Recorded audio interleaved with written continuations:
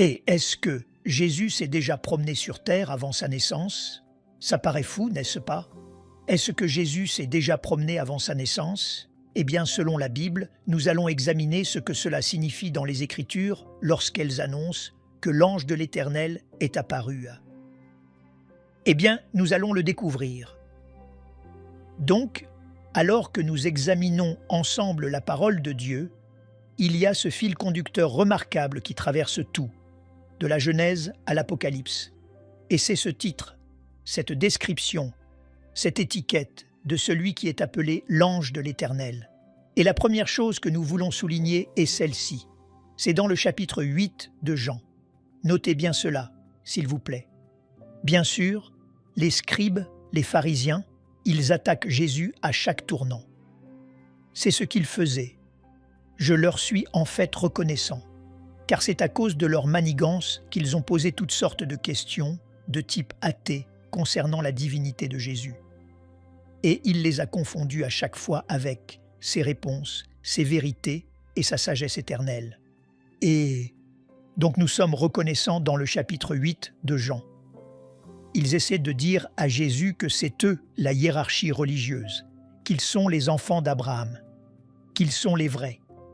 Et Jésus, nous ne savons même pas d'où tu viens parce qu'après tout, ta mère, tu sais, est tombée enceinte et au moins nous savons qui est notre Père. Qui est ton Père? Et ils s'en prennent vraiment, vraiment à lui. Et bien sûr, il n'a jamais été dérangé par cela. Il savait qui il était. Et, en faisant cela, Jésus a offert une réponse remarquable qui aurait dû les faire courir vers leur bibliothèque pour se mettre à faire des recherches. Lorsqu'il a dit ceci, « Je vous le dis, avant qu'Abraham fût, je suis ». Il dit, et soit dit en passant, le « je suis » et le ego, qui est « avant qu'Abraham fût, je suis ». Avant qu'Abraham fût, je suis celui qui existe par lui-même de toute éternité. Je n'ai jamais eu de naissance. Je n'aurai jamais de mort. Je n'ai jamais eu de commencement. Je n'aurai jamais de fin. Je suis éternel. C'est ce qu'est ego en grec, le « je suis », ce qui est, en passant, la même chose que l'hébreu. Quand Moïse rencontre le Seigneur dans le buisson ardent dans Exode, quand Moïse rencontre le Seigneur sur le mont Sinaï, Horeb, quand le buisson brûle et que le Seigneur dit « Je veux que tu ailles dire aux enfants d'Israël qui t'a envoyé ». Et Dieu merci pour les questions, n'est-ce pas? Abraham dit « Je veux dire », Moïse dit « Qui dois-je leur dire m'a envoyé ». N'est-ce pas incroyable? Moïse est remarquablement. Moïse aurait connu les noms de tous ces dieux égyptiens, mais Moïse ne connaissait pas le nom du seul vrai Dieu créateur. Et Dieu dit à Moïse depuis le buisson ardent, « Tu vas leur dire, je suis m'a envoyé vers vous, le Dieu qui existe par lui-même de toute éternité. » Donc Jésus répond aux scribes et aux pharisiens dans Jean chapitre 8 et les époustoufle. Il les époustoufle complètement parce qu'il dit qu'Abraham est venu à l'existence. J'ai vu cela, je le sais. Et Abraham a tressailli de joie de ce qu'il verrait mon jour. Il l'a vu. Jésus a dit aux scribes et aux pharisiens, « J'ai rencontré Abraham. Abraham m'a rencontré. Nous avons eu une conversation ensemble au moins une fois. Et vous voulez parler de pédigré? Vous voulez parler de qui connaît qui? Vous voulez lancer des noms comme ça? Eh bien, j'ai rencontré Abraham. » Et les scribes et les pharisiens répondent immédiatement et disent, « Quoi? Tu n'as pas encore 50 ans? » Ce qui est vraiment bizarre. Tu n'as pas encore 50 ans. Comment se fait-il que tu prétendes avoir rencontré Abraham? Voyez, pourquoi ont-ils dit 50 alors qu'Abraham était mort depuis bien plus de 1000 ans, près de 2000 ans à l'époque de Jésus? C'est plutôt intéressant. À l'époque du 1er siècle, et c'est peut-être trop d'informations, mais il y a 2000 ans, à l'époque du 1er siècle, les rabbins croyaient que lorsqu'un homme atteignait l'âge de 30 ans, il était faute d'un meilleur terme, il était un jeune homme fonctionnel, viable et responsable à l'âge de 30 ans. Il pouvait hériter de biens. Il pouvait hériter de tout ce que le Père possède. Lui et le Père ne font qu'un dans la vie. Un homme juif hébreu de 30 ans entre dans son héritage, son existence, son importance à l'âge de 30 ans. Mais ils n'ont pas dit 30, ils ont dit 50. Ils auraient dû dire « Tu n'as même pas, tu sais, 16 ans ». Tu n'as même pas 1500 ans. Comment peux-tu avoir rencontré Abraham? Ils ont dit, tu n'as pas encore 50 ans. 50, 0. Ils croyaient qu'à l'âge de 50 ans, une personne entrait dans sa maturité spirituelle absolue. On entrait dans le domaine des sages, des aînés, des cheveux gris, 50 ans. Comment diable peux-tu parler de rencontrer Abraham et dire une telle chose alors que tu n'es même pas qualifié pour avoir 50 ans, l'âge où un juif entre dans sa pleine maturité pour connaître les questions spirituelles? Tu as peut-être plus de 30 ans ou 30 ans et plus. D'accord, la belle affaire. Nous savons que tu n'as pas eu de père terrestre. D'accord, nous savons que ton père n'est pas connu. Ta mère est tombée enceinte. Qui sait comment? Parce que nous ne croyons pas en toi et nous doutons même de ta maturité spirituelle car tu n'as même pas 50 ans. Jésus les pulvérise. Je veux dire, il les époustoufle complètement. Ils auraient dû courir vers leurs écritures et étudier cela. Pourquoi? Notez bien cela, les amis. C'est assez amusant. Genèse, chapitre 16, verset 7. L'ange de l'Éternel la trouva près d'une source d'eau. Agar dans le désert, près de la source qui est sur le chemin de Shur.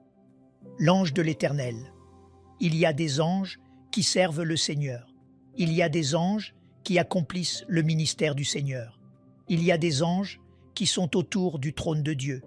Il y avait des anges qui ont été dépêchés de la présence de Dieu pour tuer 185 000 Assyriens au jour de la bataille. Comme le dit l'Écriture, il y a l'ange qui apporte la réponse à Daniel dans le chapitre 9 et 10 de Daniel. Il y a l'ange Gabriel qui il est l'officier des relations publiques de Dieu. Il fait les annonces à Israël. Toujours en train d'annoncer, toujours en train d'annoncer. Il y a l'ange Michel qui se bat toujours. Michel est toujours en train de se battre et de défendre Israël. Et Gabriel fait toujours des annonces concernant Israël. Ce sont des anges. Lucifer est l'ange du matin ou l'étoile brillante du matin. L'ange Lucifer. Maintenant, bien sûr, déchu en tant que diabolos, le diable, Satan, le dragon. Pourtant, Lucifer, Satan, est un ange. Il y a des anges déchus, il y a de saints anges, mais il n'y a qu'un seul ange de l'Éternel. Et à chaque fois que vous lisez votre Bible, regardez, je crois vraiment je peux me tromper là-dessus. Vous pouvez aller me prouver que j'ai tort ou raison. Ça n'a pas d'importance. Je suis content d'avoir tort là-dessus. Je connais l'ancienne King James. Je connais la nouvelle King James. Je ne sais pas pour les autres versions, mais l'ancienne et la nouvelle King James mettront toujours l'ange de l'Éternel avec une majuscule. Ange avec une majuscule, signifiant que c'est quelqu'un de différent de votre ange ordinaire, si une telle chose existe. Agar rencontre l'ange de l'Éternel, ce qui est connu sous le nom de théophanie, ou de pré-incarnation, c'est-à-dire une apparition de Jésus-Christ avant sa naissance à Bethléem. Pourquoi est-ce important? Parce que Jésus-Christ est éternel. Le Fils de Dieu a toujours existé. Et nous avons de nombreux récits maintenant dans ce podcast ensemble. Nous ne pouvons en aborder que quelques-uns. Mais j'espère que cela vous donnera envie d'en découvrir davantage lors de votre propre étude personnelle sur l'identité de l'ange de l'Éternel. Vous allez être ravis de le découvrir. Et donc, que dites-vous de ceci? Genèse, chapitre 22, verset 11. Alors l'ange de l'Éternel l'appela des cieux et dit « Abraham, Abraham !» Et il répondit « Me voici ». Remarquez que l'ange de l'Éternel a appelé Abraham. Exode, chapitre 3, verset 2. L'ange de l'Éternel, ange avec une majuscule, lui apparut dans une flamme de feu, au milieu d'un buisson. Moïse regarda, et voici, c'est Moïse. Le buisson était tout en feu, et le buisson ne se consumait point. Remarquez que tout cela commence par l'ange de l'Éternel, apparaissant à Moïse dans un buisson ardent, ou ce qui ressemblait à un buisson ardent. C'est Exode 3, verset 20. Que pensez-vous de ceci? Nombre, chapitre 22, verset 22. La colère de Dieu s'enflamma parce qu'il était parti, et l'ange de l'Éternel se plaça sur le chemin pour lui résister, contre Balaam. Regardez bien ceci. Balaam était monté sur son ânesse, et ses 2 serviteurs étaient avec lui. Nombre 22, verset 22. l'ange de l'Éternel est apparu pour empêcher Balaam d'accomplir son acte non autorisé en tant que prophète de Dieu. Il a prostitué sa fonction. L'ânesse a reconnu que c'était l'ange de l'Éternel, et cela a effrayé l'ânesse. Et vous vous souvenez de l'histoire. Balaam a commencé à frapper son ânesse, et tout ce temps sans s'en rendre compte. Et puis l'ange de l'Éternel parla à Balaam et dit « Cette ânesse vient de te sauver la vie, une ânesse chevauchée par un âne. Mais l'âne à 4 pattes est plus intelligent et a plus de discernement que l'âne à 2 pattes. » Et l'ange de l'Éternel est intervenu dans la mauvaise prise de décision de Balaam. L'ange de l'Éternel est apparu. Remarquable. Or, nous savons grâce aux Écritures, dans le Nouveau Testament, que les anges peuvent apparaître et disparaître. C'est dans les Écritures. La Bible nous avertit que, du côté négatif, faites attention parce que Satan, qui est un ange déchu, ne savez-vous pas que Satan, qui se déguise en ange de lumière, peut apparaître pour tromper les gens? Ouah! Nous savons aussi, cependant, de manière positive, que le livre des Hébreux nous dit que nous devons faire attention à la manière dont nous traitons les étrangers avec lesquels nous sommes en contact, parce que beaucoup de gens ont logé des anges sans le savoir. Pourquoi Dieu ferait-il cela? Je ne sais pas, mais ça arrive. Je n'ai pas connaissance que cela se soit produit dans ma vie, mais c'est exactement ce que dit la Bible. Faites attention, soyez gentils, marchez selon l'esprit, soyez doux, soyez sympas avec les étrangers, parce que vous pourriez être en train de parler, d'aider, de passer du temps avec quelqu'un que vous ne connaissez pas, mais qui est un véritable ange. Et je suppose, juste une supposition, que Dieu aurait soit cet ange-là pour ma protection, ou pour me guider, ou m'avertir, ou pour tester mon cœur. Je veux dire, qui sait? Nous ne savons pas. Nous devons donc toujours surveiller notre attitude. Que pensez-vous de ceci? Juges, chapitre 2, verset 1.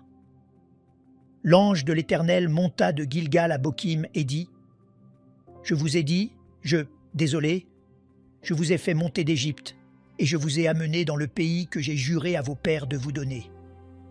J'ai dit, jamais je ne romprai mon alliance avec vous. » C'est Juges 2, verset 1. L'ange de l'Éternel apparaît et parle. Et que dire de Juges 6, verset 1.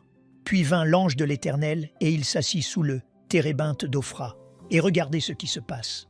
L'ange, la Bible dit que l'ange s'est assis. L'ange de l'Éternel s'est assis sous un arbre qui appartenait à Joas, de la famille d'Abiézer, tandis que son fils Gédéon battait du froment au pressoir pour le mettre à l'abri des Madianites. Juges, chapitre 6, verset 11.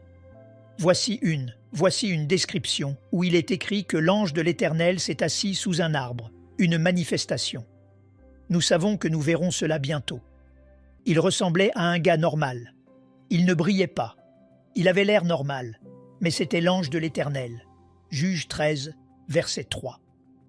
L'ange de l'Éternel apparut à la femme et lui dit « Voici, tu es stérile et tu n'as point d'enfant. Tu deviendras enceinte et tu enfanteras un fils. » L'ange de l'Éternel est apparu. Si ma mémoire est bonne, j'ai juste la référence ici. Je crois que cela concernerait Samson parce que la naissance de Samson a été prophétisée par l'ange de l'Éternel. La maman de Samson, c'était un miracle pour elle de concevoir, parce qu'elle ne pouvait pas tomber enceinte. Et l'ange de l'Éternel dit en gros, « Tu vas être enceinte. » Mais c'est l'ange de l'Éternel qui dit cela. Vous dites, « Jack, comment sais-tu que ce n'est pas n'importe quel ange? Parce que c'est un ange avec un A majuscule. L'ange de l'Éternel est une manifestation de Jésus-Christ lui-même avant Bethléem. Il y a plus. 2 Samuel, chapitre 24, verset 16. Comme l'ange étendait la main sur Jérusalem pour la détruire, l'Éternel se repentit de ce mal, et il dit à l'ange qui faisait périr le peuple, « Assez, retire maintenant ta main. » Regardez ceci. Et l'ange de l'Éternel était près de l'aire d'Aravna, le Jébusien.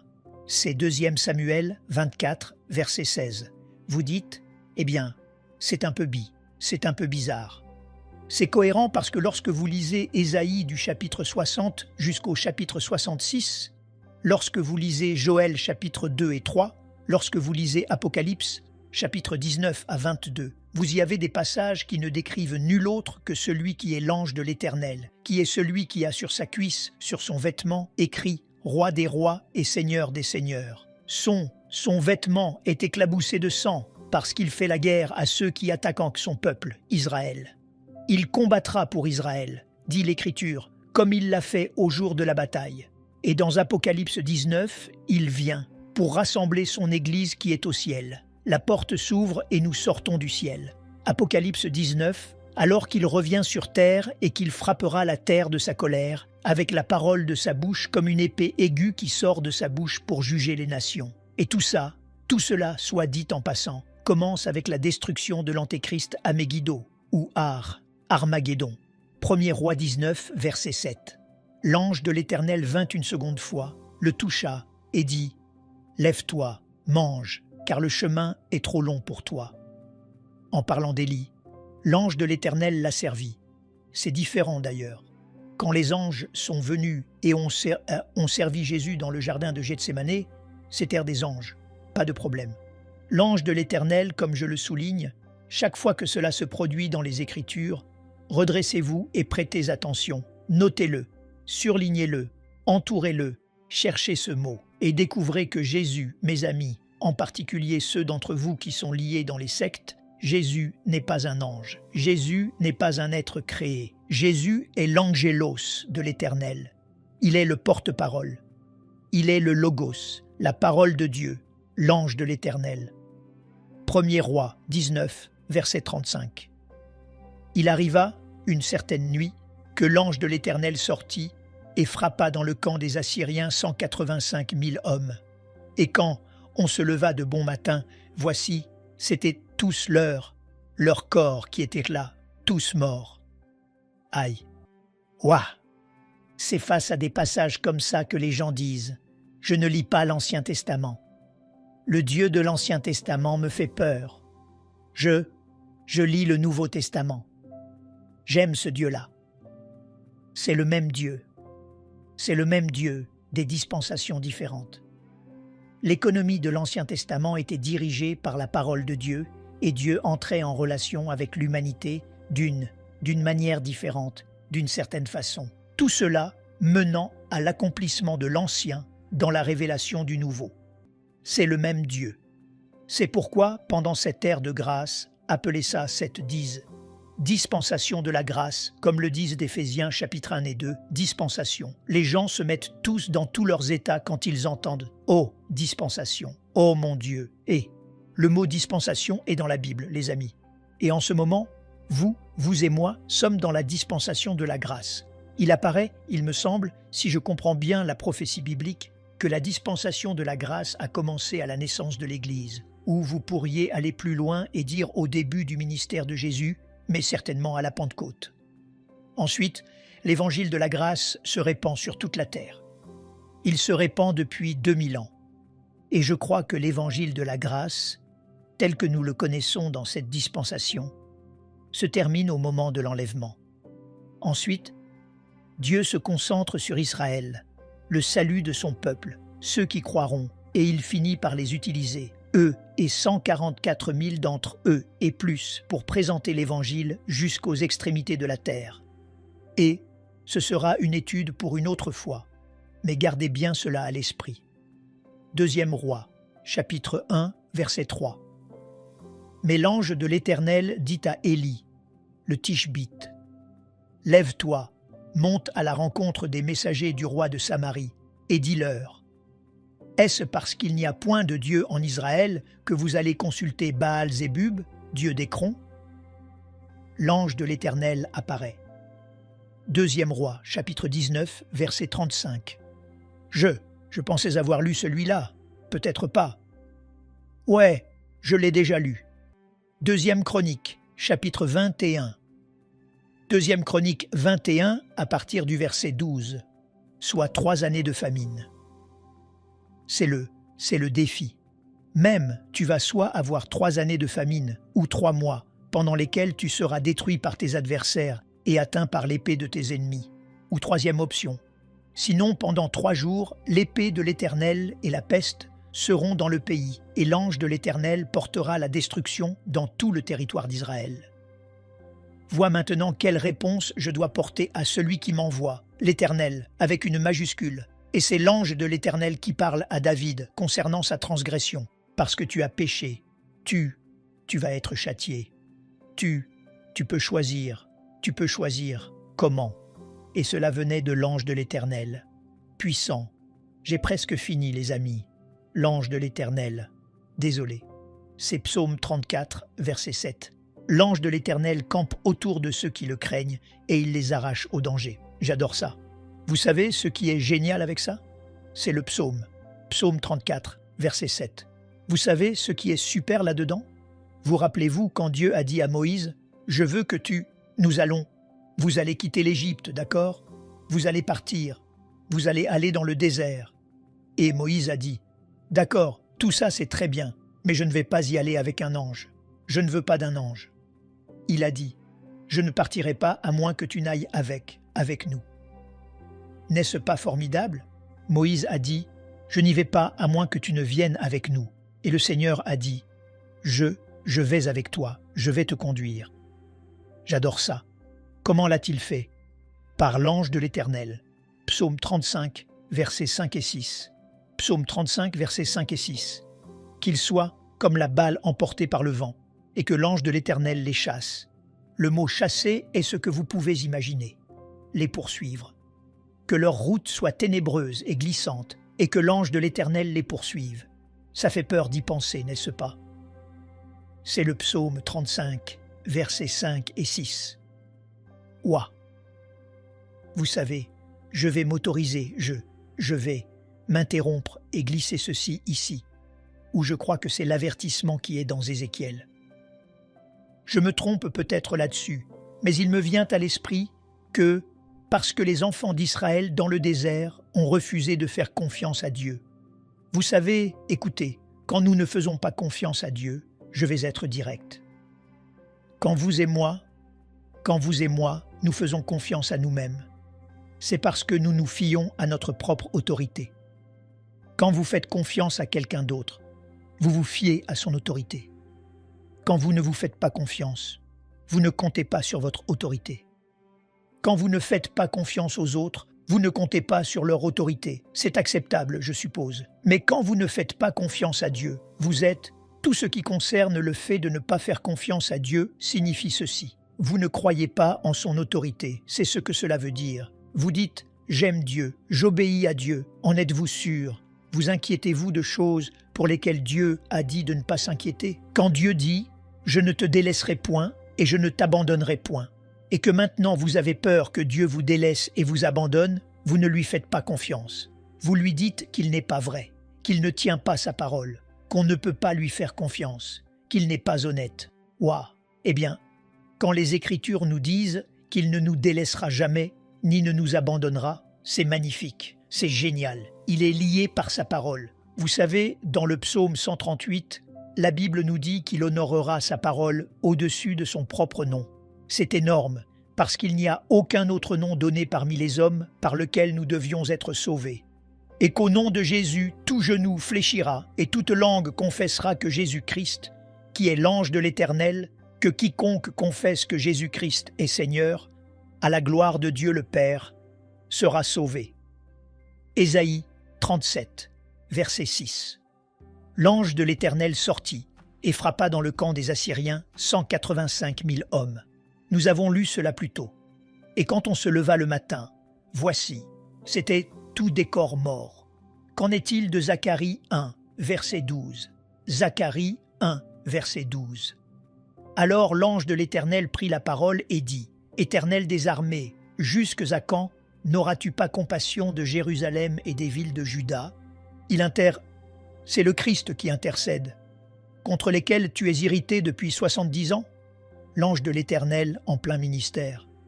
Enfin ceci, avant que je fasse d'autres commentaires. Zacharie 3, verset 1. Zacharie 3, verset 1. Il me fit voir Josué, le souverain sacrificateur. Ce n'est pas Josué, le commandant du livre de Josué. C'est un Josué différent. le souverain sacrificateur qui est dans Zacharie chapitre 3. Il me fit voir Josué, le souverain sacrificateur, debout devant l'ange de l'Éternel, et Satan qui se tenait à sa droite pour l'accuser. Zacharie 3, verset 1. Alors, je vais en lancer quelques-uns très rapidement et ensuite nous conclurons cela. Je vous en donne un. Abraham campe, ce qui semble être les contreforts surplombant Sodome et Gomorrhe. Vous savez que son neveu Lot est en bas, à Sodome et Gomorrhe. Abraham n'y est pas. Abraham regarde de loin cette oasis, cette incroyable oasis. La Bible dit que Sodome et Gomorrhe et les environs étaient une plaine bien arrosée. C'est une très belle façon de le dire. C'était luxuriant.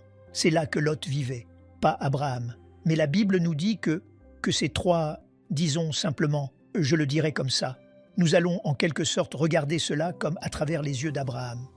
Trois hommes approchent et Abraham les salue. Abraham les salue et réalise que d'une manière ou d'une autre. On ne nous dit pas comment, mais Abraham réalise que ce sont de saints serviteurs du Dieu très haut. Ce qui est étonnant là-dedans, c'est que certaines versions de la Bible vous diront que ce sont trois anges ou que c'est l'ange de l'Éternel et deux anges. Nous savons qu'ils sont trois, mais ensuite, en continuant, cela devient clair sur ce que ou qui ils sont. L'ange de l'Éternel parle avec Abraham. Abraham parle avec lui et avec eux probablement, sans doute. Abraham, dans la plus pure tradition orientale, leur offre un repas. C'est très normal jusqu'à ce jour. L'hospitalité est très importante au Moyen-Orient, l'Ancien Orient. Et il dit à Sarah, « Prépare un repas. » L'ange de l'Éternel dit aux anges, « Cacherai-je à Abraham ce que je vais faire ?» Les deux anges continuent leur chemin, et vous connaissez le formidable récit des Écritures où ils entrent dans Sodome et Gomorrhe à la recherche de Lot pour délivrer Lot et sa famille. Mais la communauté homosexuelle cherche à violer ces deux visiteurs. Ce qui signifie, pensez-y, si la communauté homosexuelle a dit « Nous voulons les connaître », le mot est « Nous voulons les connaître intimement ». Ils frappent à la porte de Lot et disent « Où sont les hommes qui sont entrés dans ta maison plus tôt aujourd'hui ? Fais-les sortir vers nous, nous voulons les connaître charnellement. » Lot dit « Non, non, non, ne faites pas ça, ne faites pas ça. Je vous donnerai mes filles, je vous donnerai mes... Vous pouvez feriez ce que vous voulez de mes filles. N'est-ce pas horrible ? Ils ne voulaient pas de femmes ou de femmes, ils voulaient des gars. Ils se disent « Ces deux gars sont des gars, ce sont des hommes. Nous les voulons. » C'est dire à quel point ils avaient l'air normaux. Et ils frappent et frappent et frappent à la porte. Lot leur parle. Les anges tendent la main. Ils tirent Lot à l'intérieur et ils essaient de défoncer la porte. Et les anges les frappent d'aveuglement.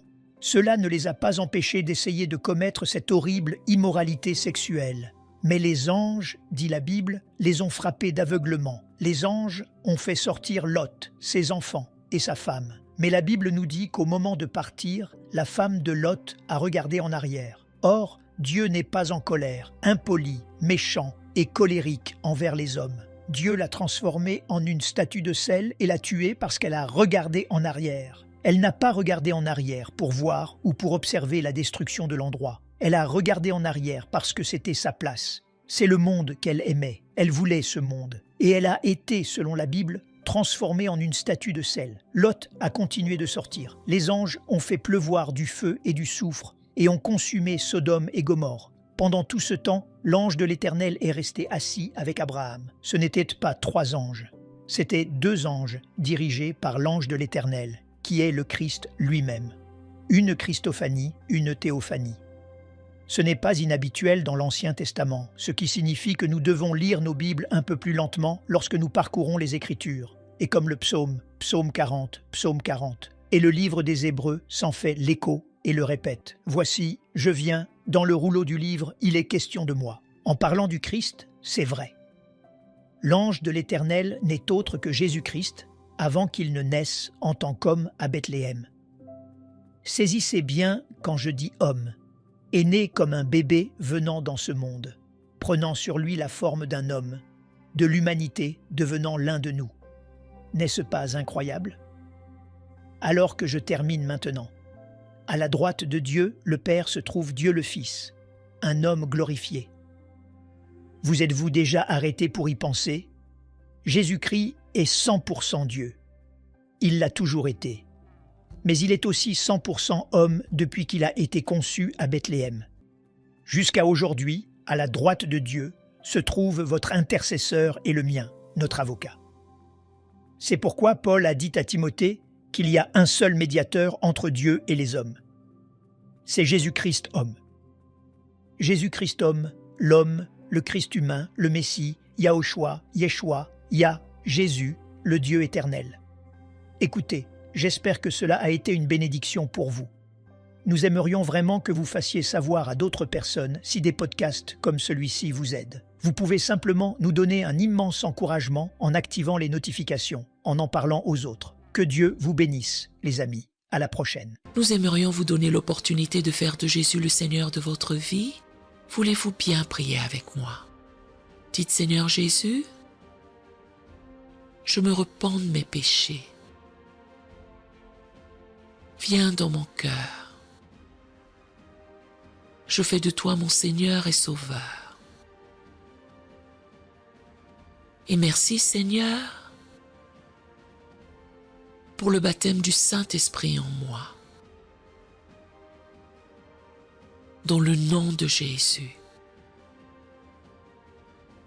Par cette simple prière, nous croyons que le Saint-Esprit vous conduit sur le chemin de la nouvelle naissance. Allez dans une bonne église dont le fondement est la parole de Dieu, passez par les eaux du baptême et donnez à Dieu la première place. Nous espérons de tout cœur que ce message vous encouragera. Si vous connaissez quelqu'un qui puisse être encouragé, s'il vous plaît, envoyez-le lui pour nous aider à atteindre plus de gens et à propager l'Évangile. Édifions le corps de Christ ensemble. Appuyez sur la cloche des notifications et merci infiniment de nous soutenir en vous abonnant à notre chaîne. N'hésitez pas à laisser vos requêtes de prière dans la section des commentaires. Sachez que même si vous ne voyez pas de réponse à votre requête, que ce soit sur YouTube, email, Facebook ou sur Messenger, nous avons prié pour vous. Nous invitons humblement le corps de Christ à soutenir chaque requête en écrivant une prière dans la section commentaires. Tenez-vous ferme dans la foi avec nous pendant que nous prions. Que la grâce et la paix du Seigneur Jésus-Christ soient avec vous tous et qu'il vous bénisse merveilleusement.